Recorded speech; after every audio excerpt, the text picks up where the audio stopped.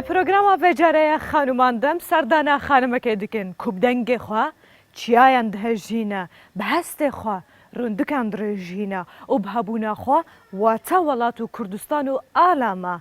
وجارن پروگرام خوا دگل ناز عبدالله خان مامدیا کار هر وها کسایتیا ناز کریجی دناو جواکا کردستانی دا جتمنه کی بچوک و چوی نافراگ هاندنه حتی روژا ایروژی بدنگ خوا ناز کری دناوا خلکه دا سلاو رزن من گلستان محمد امین قبول بکن کرم کن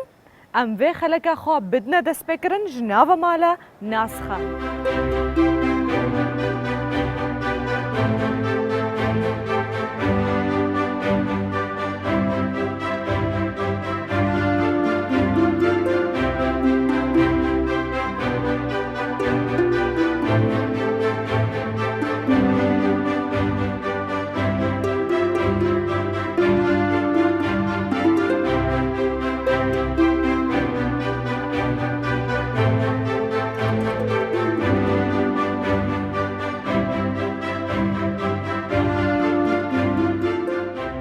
یکو خارنا دستن از خان خاریات زنه بهش خواست خارای بتعم و خوش بو مبیجن خواستیم تبدأ مرة لما خابن و تنه کاری و بجاری نانی بخون دسته تساقبن بگرک خوازیت دابوله تخانن خوش چکر بون عفتان بگرنگویا جگر رزامدی هم ملاکتان بود. گلک سپاس. جراکم بحث کری دنگوینا چند هجینا هستوینا رندکان درجینا ناز عبدالله پیشکش کرد گلک بخیراتیش با پروگرام ما کیف خوش انت تقلمی. زر سپاس منیش خوش حالم. جاری کی تر لقلت دکوما گفتگویی کی تایبد. هر هبی گلک سپاس. وجه اگر تجمر بحث بکده سپیک تج کودری مالبات و چند خوش کوبران الکودرت مزن بویا. بله. من لشار استمانی لدایگ بوم. یک برامان هیا و پنج خوشکین. استاش خوب شو متجیانی هاوسریه و دو من دالم هیا و هاوسری برهمم که اویج نوسر و روش نامنوسا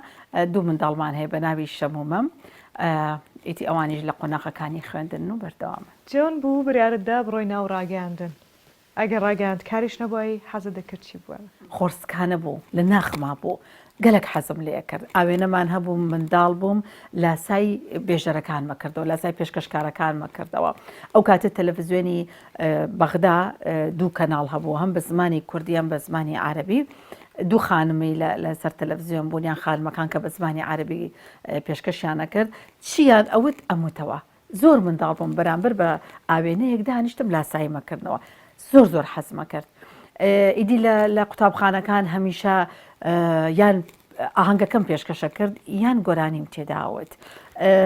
پیشی که هبو زور بحث بیش بری پیشی که زور مروف دوستیه پزشکی همیشه امود اگر راگندن کار نبود مایه پیشی پزشکی لپیشی خم دانا بود ایدی او بول سال 1992 لدوای راپاری نصر تاثری که کردستان 92 تلویزیونی پارتی دموکراتی کردستان لشاری سلیمانی کرایه و چوما أبيو يتر يكسر وريش جيرام أوندا بعشق وخشيسيت شو بكارجا ببي أوي هيج خليك ببي أوي هيج بروفيك يكسر يعني للشباب للتلفزيون دابزيم يكسر استجل ياد ما كا كرنوي تلفزيون ما نهبو أما ود بنابي خدا دس بكرنوي تلفزيون كين بتشن آيات القرآن بيروس أوم بيشكشكر لقال حلقي رأفة الهجان هبو أبي شم بيشكشكر ولا قال كوت هايشو يعني أو هميشة لبيرما شو كبابي هيج باك جراوندك يكسر دايم بزانم أوج أقريته بو خورستك يعني حزكي خورستك أنا بو كاركا أو جناس خان أو كاد زور جواز بولوي كإستا زور عسان كاري لبردستمان هي إستا واي إستا هروك قلت تتو هيج خلك تورنا قرتوا بلام زور بيو كسانة كلمية دا إيش ده كان إستا خول يانور قرتوا راهنان يانور قرتوا توزك باسي أو جوازي أنا مو كزحمة كاني أو كاد شيبون بله همو کارکان سرتابون هیچ باگراوندێک نەبوو هیچ شتێک نەبوو ئێمە بیخوێنین کتێبێک نەبوو باسی تەلەڤیزیۆن بکات تەلەڤیزیۆنێک نەبوو تەماشای بکەین فێر ببین لیانەوە تەنها ئەوە بوو کە من زۆر منداڵ بووم و ئەوان هەبوون یعنی سێرمەکردن و حەزم لە پیشەکە بوو دەنا فێربوون نا تەنها خۆمان فێرەکرد بڕوا بکە لە سەعات 8 بۆ 9 بەیانی ئەچین بۆ تەلەڤیزیۆن سیارەمان نەبوو بەپاس هەمووشەمانە کرد ئەچوونە ناو تەلەڤیزیۆنەکە 5 قات ئەڕۆشتینە سەرێ خواردن نەبوو ئاو نەبوو زۆر جار هاوکارەکانم کە نزیک بوون ئەوانەی کە لەوێ کارمانە کرد لە تەلەڤیزیۆن تەرمۆزە ئاویانە هێنا لەوێ سەهۆڵیان هێنا و لەوێ ئاویان تێب کردایە بمان خواردایە لە فەی قاورمەمانە خوارد لە فەی شتێکمانە خوارد هەتا تۆزێک ئەنی بەرەو پێش چوین کارەکان زۆر سەرەتایی بوو لە ژوورێکادا ئەنیشتین بڕوان پێ بکە ئاوێنە نەبوو کردێ ئاوێنەی شکاومان هەبوو خۆمانمان لە بەرچاکرد لە ژوورەکە نۆ ئافرەت بووین نۆ کچ بووین تەنها 2 کورسی هەبوو بەسرە دانیشتین ئیتر هەرێکێک بڕاخەرێکی بردبوو دامانە خست و لەسەری دانیشتین ئەزانی هەموو تەلەڤیزیۆن یەک کامێرەمان هەبوو VHS زۆر کۆنا ئەو ئامێرە ئەو مۆدێلە دەچوە دەرەوە چالاکیەکانی دەرەوەی تۆمارە کرد هی ناوشار و ئەچوە چالاکیەکانی لە قیچواری تۆمارە کرد ئەبواە ئەم کامێرێ بە هاتایەتەوە ناو ستۆدیۆ بۆ ئێمە کارەکانمان بکردایە ئیدی چۆن بۆ مێزێکی سپی ئەو گڵۆپانی کە ئەیدا لە چاوتان نازام ئەگەر لە یاتان مابێ بەس ئێستا هەندێک کەس لە یادی ماوە کە ئەچون ڕسممانەگەر بلاجکتۆرێکیانەدا لە چاومان تا چەند سانیەک چەند دقێکی چاومان نێبینی ئەوەمان هەبوو دەیاندا لە ڕۆمان مێزێکی سپی شەوەقدار 2 کەسدا ئەنیشتین ئەگەر بەرنامی ڕۆژانەی تەلەڤیزیۆنمان هەبوو هەموو کار و چالاکیەکانی تیابوو جگە لە دەنگ و باس بەیەکەوە دانیشتین کامێرا ئاو تێکرد هەردووکمانی تەسویرە کرد کە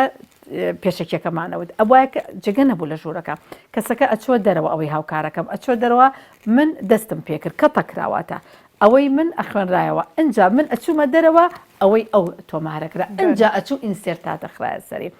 بۆ ستۆدیۆکەمان چۆن بوو وەکو ئێستا دەستە بەر بوو هیچ شتێکی تیارە بوو تەنها بە بەڵتانی و بسمار لە ناوەندی بازاری شار بوو ناو سنتەر بوو هەر قسەیەکمانە کرد قسەی دوکاندارەکان کە هەڕاجەکرا یاخۆت زۆر جار مەڕوشتیانێ ناو کاتە سەرەتا بوون ینی دوای ئازادی کوردستان بوو دەنگی مەڕا و 100 جار من قسەم کردووە لەگەڵ دەنگی منە دەنگیشتی تر تێکەڵە بۆ ئەوایە تۆمارمان بەکردایەتەوە کورسی نەبوو لایەکی شکا بوو خشت و شتی لەژێردان درا بوو شتمانە بر لە ماڵەوە بۆی لەسەری دانیشین پێی بەرز بینەوە ئیدی کارەکان زۆر سەرەتا بوو هەتا باسی بکەم هێشتا هەرکەمە ئەم قۆناغانەمان تێپەڕان هەتا ئێرە ئەنجا لە ڕووی کۆمەڵایەتیەوە ئاستی خەڵکی کوردستان لە ڕووی کۆمەڵایەتیەوە کاتێ کچێک لەسەر تەلەڤیزیۆن ببن ئەو کات تەمەنی زۆر هەرزەکاریم بوو تەمەنم 7 ساڵ بوو کە چوومە تەلەڤیزیۆن و کاری تەلەڤیزیۆن مەکرد ئەگەر بەفر بباریایە ئەوایە بە پێ لەسەر چنار و بە پێ بچوونایە بۆ دەبۆکە ئەگەر مانیام گرتە لەبەر بێ بەنزینی و گازی ئەوە دیسان و ئێمە هەر بە پێ هەمووشەمان بکردایە هەموو کارەکانمان یعنی هەمووی لەسەر خۆمان بوو بەڵام یەکشتی زۆر پیرۆزی هەبوو کە من هەمیشە شانازی پێواکەم خواست و ویستمان تەنها پارە نەبوو خواست و ویستمان تەنها خۆ دەرخستن نەبوو ناوبانگ نەبوو بەڵێ ناوبانگی بەشێکە بەڵام خواستمان چی بوو هەر کارێکمانە کرد ئامانجمان هەبوو پەیاممان هەبوو خۆشەویستیمان بۆ کارەکە هەبوو دڵسۆزیمان بۆ پیشەکەمان بۆ کۆمەلگا بۆ نەتەوەکەمان بۆ کوردستان بۆ ئاوەدانی ئیدی هەر کەسە و لە لای خۆیەوە کارێکیە کرد تەنها پەیامی خۆشەویستی بوو تەنها پەیامی خزمەتکردن بوو ینی هیچ پەیامێکی تری لە پشتەوە نەبوو بۆ خۆ پێگەیاندن بۆ خۆ دروستکردن بە شێوازێکی تر بۆ بەناوبانگبوون بە شێوازێکی تر کە بداخەوە ئێستا هەندێکی بینی ئەوجا ئەمجیت بێژن دەستەوە سابن مامدوبوونەوە کە داوە ڕۆژائیرۆ بەرهەمێوێنە ئەم دچنن بهێویتکن کو ئەف پەیامە پاقش ژووە دەست پێکری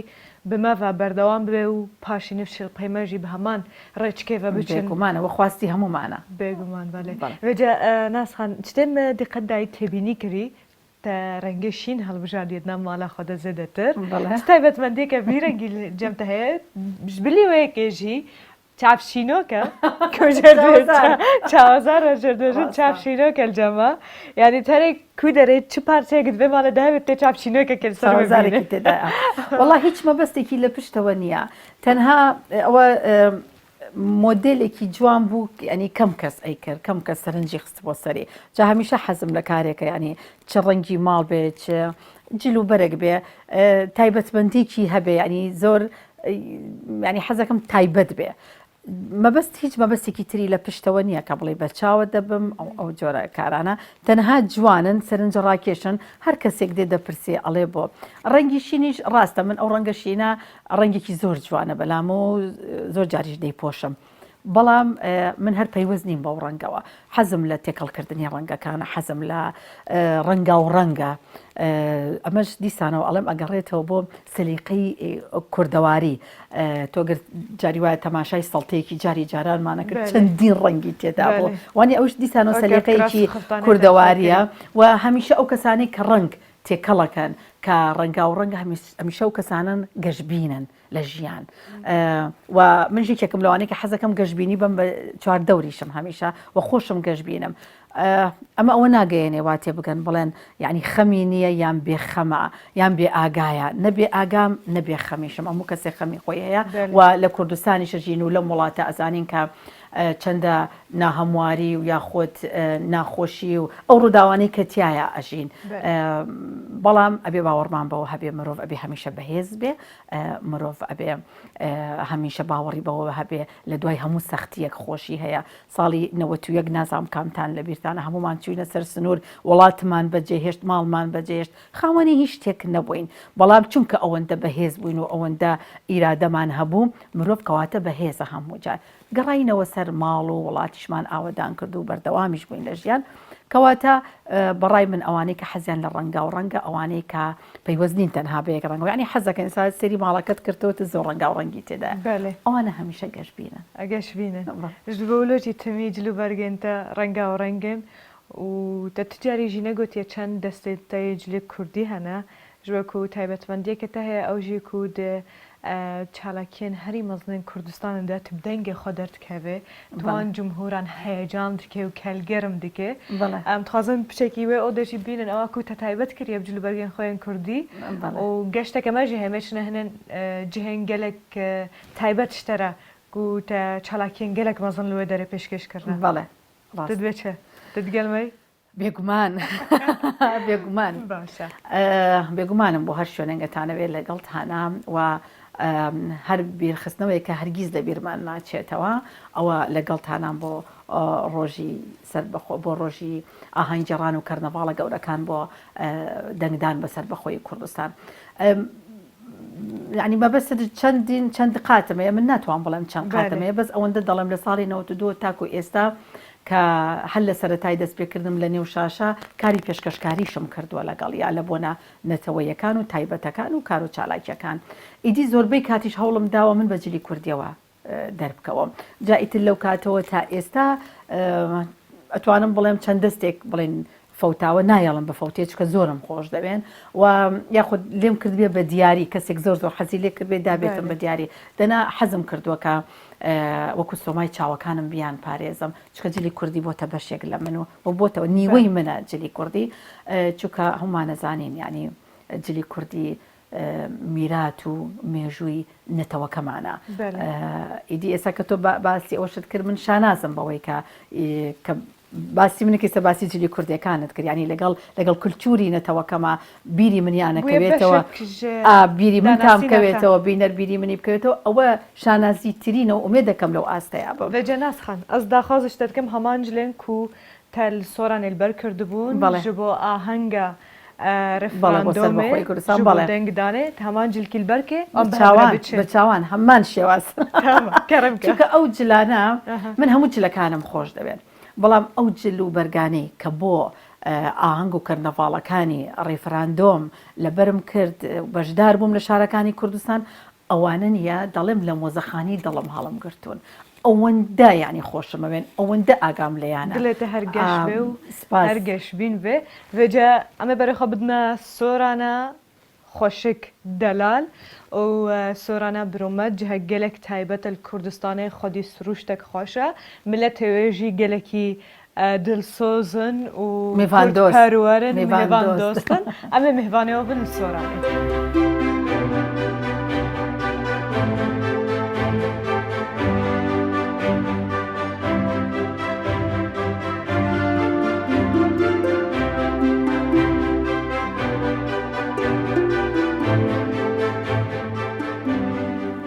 پێشمەرگەی کوردستانی دڵ منم کە دەڵێم یا وڵاتیان گەڵ منم سەنگەرم کردو تەمەنزڵ بۆ ئازادی خاک لە هیچ ناکەم سەڵ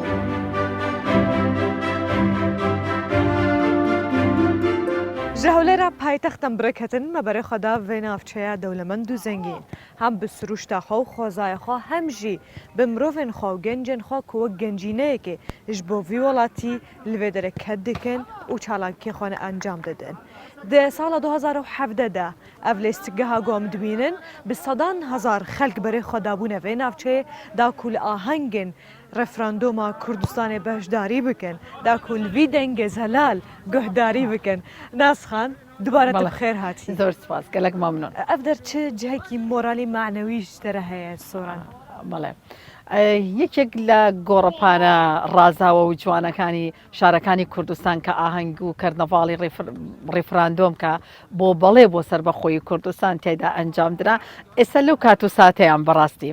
یعنی ئەتوانم بڵێم خێرایی لێدانی دڵم ئەتوانم بڵێم ئەو گەرم و گوڕیەی کە لە ناخمانە بوو ئەو ڕۆژەکە خەڵکی سۆران خەڵکی ئەم دەڤەرە لەم گۆشە جوانەی سۆران کۆببووینەوە کە بە یەک دەنگ هەموو هاوارمانە کرد بەڵێ بەڵێ بۆ سربەخۆی کوردستان ئەوە ئیدی ڕۆژێکە ئەتوانم بڵێم چەندین ساڵەوە 29 ساڵە من کاری پێشکەشکاری و لە ڕاگات ناکەم لەگەڵ ڕێزم بۆ هەموو ئەو ڕێوڕسمە گەورانی کە ئەنجامم داوە بەڵام ئەو ڕێوڕسمانەی کە بۆ ڕیفراندۆم من بەشداریم تێدا کردووە و کەرنەڤاڵە گەورانە هەرگیز بۆ چرکە ساتێکیش لە یادم ناچێت. بەجێ ڕاستخان ئیرۆ سەر شانسەمەژی باە خۆجلێ کوردیل هەمانەکێنە لەبەر خۆی هەموو ئەو پارتی پێ بە هەمان جلوبەرگان بە هەمان شێواز باڵێ باڵێ بە هەمان جلوبەرێک وەکو چۆن ئاماژەم پێدا ئەو جلوبەرگانی کە بۆ ئەو کەرنەڤاڵە گەورانە ڕیفراندۆم لەبەرم کردووە. هەمویان بریتی بوون لە نەخشە و ئاڵای کوردستان هەمووژی پاراست هەمووی لە مۆزەخانی دڵم هەڵم گرتووە. بەدەست کوڕان و کچانی دەبەری سۆرانە بەدەست کچان و کوڕانی بەژنزڵافی سۆرانە هاتە نێو گۆڕەپان ڕۆح و گیان و ژیان و چاو و سەروەت و سامانمان قوربانت بێ ئاڵای کوردستان دەستخۆشی بۆ گەنجانی سۆران ئاڵاکانتان بەرزکەنەوە ئەڵێ بەڵەمە دەوڵەتی کوردستان. ناسخان کوردبوون واتە چل جەمتە زۆر جار خۆشم بیرەکەمەوە گۆڵستانگیان ئەڵێم ئێمە بەبەختین یان بەدبەختین بەڵام ئەتوانم بە شێوەیەکی تر باسی بکەم هەم شاناس هەم ژان. مانای ئەوەیە کە ئەگە بگەڕینەوە بۆ مێژوو هەتا ئێستا ئەوە خەڵکی کوردستان و کورد چەندێک قوربانی داوە 2400 بۆ 2500 ساڵە ئێمە تێکۆشین بۆ دەوڵەت بوونمان باسی ئەو 150 ساڵی پێشتری دەوڵەتی مات ناکەم لەو کاتەوە ئێمە تێکۆشین بۆ ئەوەی کە ڕۆژێ لە ڕۆژان ئاڵامان لە دەوڵەتی کوردستانە هەڵبێ. دوژمنە یەک لە دوای یەکەکان کە هاتوون بۆ کوردستان دژی ئێمە هەمیشە قوربانی زۆر زۆر گەورەمان داوە ئیتێ بە کۆمەڵکوژیە فەرمانیان داوە سێدارەدانە گرتنە ڕاگواستنە ڕوخاندنە ئاوارە بوونە کیمیابارانە جینۆسایدا ئیدی هیچ نەماوە بەرامبەر بە خەڵکی کوردستانی نەکەن بەرامبەر بە کوردبوونی ئێمەی نەکەین ئەمە ژانەکەیە کە هەمومان دڵمان پێدێشێ. شاناس ئەوەیە کە ئێمە هەمیشە گڕوتینێکمان هەیە هەمیشە باوەڕمان بە خۆمان هەیە ئەم هەمووە بەرامبەرمانەکرێ. دژی کوردبوون و زمانی کوردین ئەوە نییە بە کوردی دەدوێن دژی خاکەکەمانن ئەوە نییە لەسەر خاکە ژین دژی ئاڵامانن ئەوە نییە ئەم هەموو خوێنە دەڕژێ و ئەم هەموو قوربانیە درێ و ئێستا ژەر بە بەرزی و بە شەکاوی ئەشەکێتەوە ئەوە نییە نایەڵەن بۆ یەک چرکە ساتیش بیانەوێ ئێمە بە ئارامی بژین کەچی ئێمە سوورین لەسەر ئەوەی کە بە ئارامیەژین کەواتە هێز و توانە و بەرگری و خۆڕاگری خەڵکی کوردستان شانازە بۆ هەر هەمومان. vê dirêja heya jiyana xwe de hûn bêjin ji salê not û duwa ve ku te dest pê kiriye de buarê ragihandinê de û medyakariyê de û pêşkêşkirina van çalakiyên wek te amaje pêdayî li Kurdistanê ez tekîdim xwedî xelatên gelek mezin بێگومان delkû veşartne li çend dere tal to tozek mesiyawanem بێگومان ئەو بارانی کە کارم تیاکردوون ئەتوانم بڵێم هەر هەمووی تێیدا خەڵاتم وەرگرتووە و زۆر جار من لە ڕێوەسمەکان ئەڵم خەڵات بارانەکرێن توان بڵم خەڵات باران کراوم لەو بارەدا زۆرم هەندێکیم داناوە لە ژووری کتێبخانەکە هەندێکیشی هەر لە ناو خۆیان پاراستومە و هەڵم گرتون چونکە شوێنی ئەوەندە بنەبوو کە لی دابنێم کامیان تایبەتمەندترینە لای تۆ؟ هەموویان زۆر تایبەتن بەڕاستی هەر هەمویان تایبەتمەندی خۆیان هەیە لە هەر بچووکترین ڕێکخراوێکە وەرم گرتووە هەتا مەزنترین شوێنی تایبەت کە خەڵاتم پێبەخشەوە هەر لە بوارەکانی مافی مرۆڤ و مافی ئافرەت و منداڵان و یەکسانی و کوردستان و شەهیدان و ئەنفال کراوان و ئیدی لە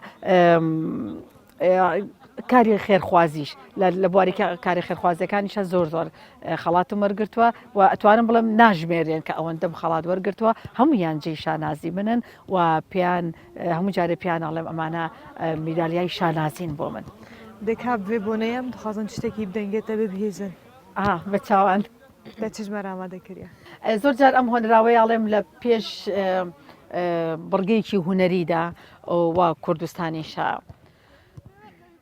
ئەم وڵاتە وڵاتی عودووکەمانە هەموو بستێکی ئەم خاکە هێلانەی دەنگخۆشەکانە لایەلایە دایکان و لاوەکی بادینانەکەم قەتار و لاوەیسی گەرمیان و نەشئەی سیاچەمانەکەم مەقامەکانی مەردان و سۆزی دەروێشانەکەم هەموو کۆرپەی ئەم دایکن کە ناوەکەی کوردستانە دەبا سرودی بۆ بڵێین کە بۆ ئێمە نیشتیمانە. هەر بژی دەنگ خۆش بەجێ کات داویە دەژمەر بەحسات شتێکی بکە کوت قەت ژبیر ڕاکێل سەر ستێجێ دگەل تەڕوودابێ. دەزانی جارێکیان لە یەکێک لە کەرناڤاڵە گەورەکانی بەڵێ بۆ سربەخۆیی لە کەرکووکی هەمیشە دڵک زیندۆکەی کوردستان بووین تیشکی چاوم سەرنجم چۆ سەر پیاوێک کە من هاوارمە کرد ئەمە بە هەمان بە یەک دەنگ بڵێن بەڵێ بۆ سربەخۆی کوردستان ئیدی کەرناڤاڵێکی گەلە گەورە بوو جۆش و خۆشێکی ئێجگار گرم و گۆڕ بوو لەوێ پیاوێکی زۆر بە تەمەن نەمزانی چۆن گەیشتە لای سەحنەکەی ئێمە بڕوان پێ کە تەمەنی زۆر بوو جلو بەرجی کوردی لە بەرابووم لە نێو ئەو خەڵکەدا یعنی یەک جۆر هەڵپڕچەی کوردی و یەک جۆر یعنی هەڵسوکەوتی ئەکرد یعنی یەکسەر دیار بوو بە دڵ و بە عەشقەوە بە دڵ و مێشکەوە لەگەڵ بابەتەکا بوو بۆیە ئەو کەرنەڤاڵە لە هزر و بیری هیچ کەسێک دەرناچێت چکە هەمومان بێکەوە بە دڵ و بە گیان لەگەڵ ئەو ئاهەنگا بووین بڕوان پێ بکە بە دڵ و بە گیان و بەجەستا هاتە بەر دەمی من یعنی لە خوار سەحنەکە دوو ئەوەندەی من هاواریە کرد من چەندێک ئەم و بەڵێ ئەو دوو ئەوەندەی کوا بوو مایکی پێبێ سێری منی ئەکرد و هاوارێکری بەڵێ دیار بوو کوردبوونی ئەو گەلێک ئازاری داوە لە کەرکک لەژێر دەستی دوژمنەکانمانە یعنی یەکسەر دیار بوو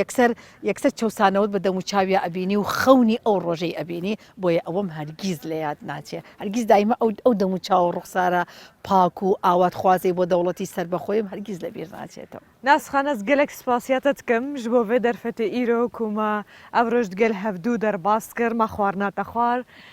roha ji nêzik ve te behsa malbata xwe kir û çîroka te destpêkirina te di nava barê ragihandinê de ku tu wek nimuneyek ji bo me tevan roja îro di jiyanê de em şehnaziyê te dikin gelek spas ji bo hebûna te. gelek spas بۆ ئێوە من gelek شانازم کە لە بەرنامەی خانومانی لەگەڵ خانمێکی وەکو تۆدا ئەم کاتتان بە من بەخشی و بۆتان ڕەخسانم من خۆشحاڵتر بوو. Vêce temeşevanên me hêje bi vî awayî em gihana dawiya vê xelekê ji xanûman heta programeke din digel xanimeke din em ê mijarên din bidine bi hez kirin bibênin di nava xêrxweşê de û xatirê we.